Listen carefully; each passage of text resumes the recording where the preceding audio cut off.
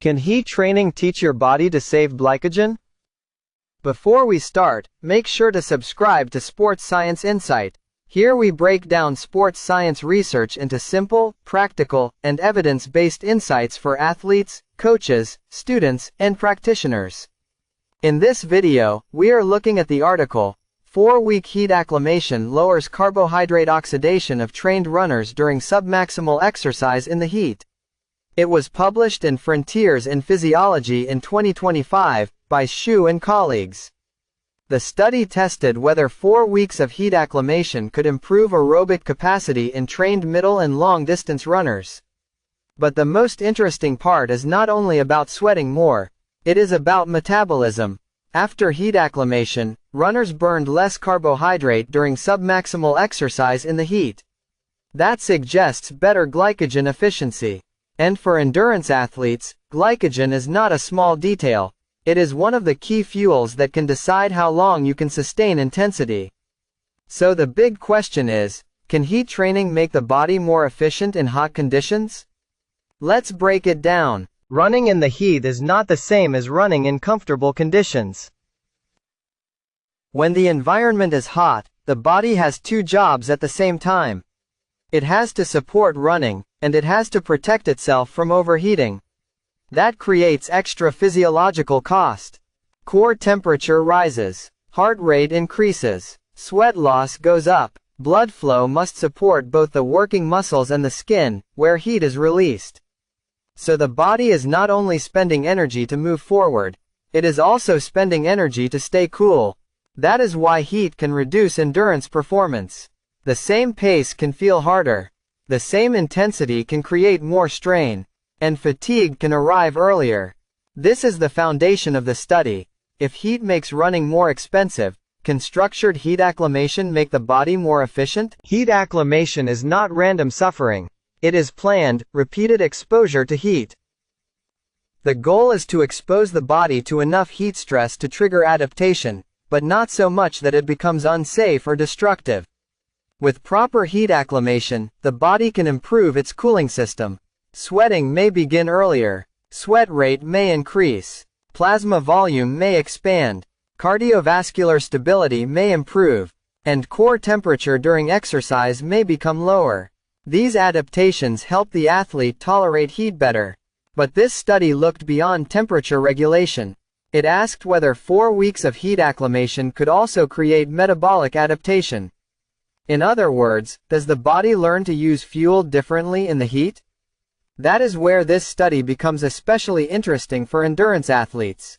Because performance in the heat is not only about cooling, it is also about how efficiently the body uses energy. The study included 18 trained male middle and long distance runners.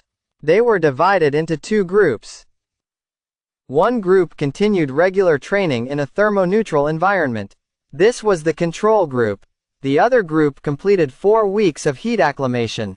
The heat acclimation group trained 5 days per week, once per day, for a total of 20 sessions. During these sessions, core temperature was monitored. The goal was to maintain a target core temperature between 39 and 40 degrees Celsius. Before and after the intervention, all runners completed testing in the heat. They performed an incremental treadmill test. And they also performed a running economy test at different intensities. So the design compared normal training with structured heat acclimation. And that allowed the researchers to ask, what changes after 4 weeks of repeated heat exposure? One important detail is that training load was matched. The control group and the heat acclimation group had similar session rating of perceived exertion. That means the perceived training load was similar. But the environment was not the same. The heat acclimation group trained with higher WBGT. They also reached higher core temperatures during the intervention. So the key difference was environmental heat stress. This matters because it helps isolate the effect of heat exposure. The athletes were not simply training harder. They were training under hotter conditions. That is the point of heat acclimation. The body receives a repeated heat stimulus while still completing controlled exercise sessions. So, when we interpret the results, we should not think, more training caused the adaptation. A better interpretation is, Structured heat stress, added to training, created a specific physiological stimulus. After 4 weeks, the heat acclimation group showed clear thermoregulatory adaptation. During the post-intervention treadmill test in the heat, their core temperature was lower than the control group. The difference was about 0.4 degrees Celsius. That may sound small, but in heat physiology, a lower core temperature during exercise can be meaningful. It suggests that the body is handling heat more effectively. The heat acclimation group also showed a higher sweat rate. That means the body became better at dissipating heat. More sweating can improve evaporative cooling, especially when hydration and electrolyte strategies are managed properly. So the first practical result is this. After acclimation, the body handled heat more efficiently. The runner could exercise in the heat with less thermal strain. But the study did not stop there. The next question was whether these adaptations improved performance capacity. The heat acclimation group improved ventilatory thresholds. VO2 at the first ventilatory threshold increased. VO2 at the second ventilatory threshold also increased. Velocity at the first ventilatory threshold improved as well. But VO2 max did not show a clear significant change between groups. This is important. The gain was not mainly about increasing the maximum ceiling. It was about improving submaximal capacity in the heat. In simple terms, the runners could operate at a higher aerobic intensity before reaching key physiological transition points. That matters for endurance performance. Because races are often not decided only by VO2 max. They are also decided by how much of that capacity the athlete can sustain efficiently. So the message is this. The gain was not a bigger engine. It was a more efficient engine in hot conditions. Heat acclimation helped improve the usable range below maximum effort. This is the most important finding in the study. After 4 weeks of heat acclimation, runners used less carbohydrate during submaximal exercise in the heat. At 75% of VO2 max, carbohydrate oxidation was lower in the heat acclimation group. At 85% of VO2 max, carbohydrate oxidation was also lower. This suggests improved metabolic efficiency. Why does that matter? Because at moderate to high endurance intensities, carbohydrate becomes a major fuel source. And a large part of that carbohydrate comes from muscle glycogen. If the body can sustain exercise while oxidizing less carbohydrate, it may preserve glycogen for later. That could be useful in long races, hot races, or repeated endurance efforts. But we need to be precise. The study calculated carbohydrate oxidation using gas exchange. It did not directly measure muscle glycogen. So we should not say that glycogen sparing was directly proven.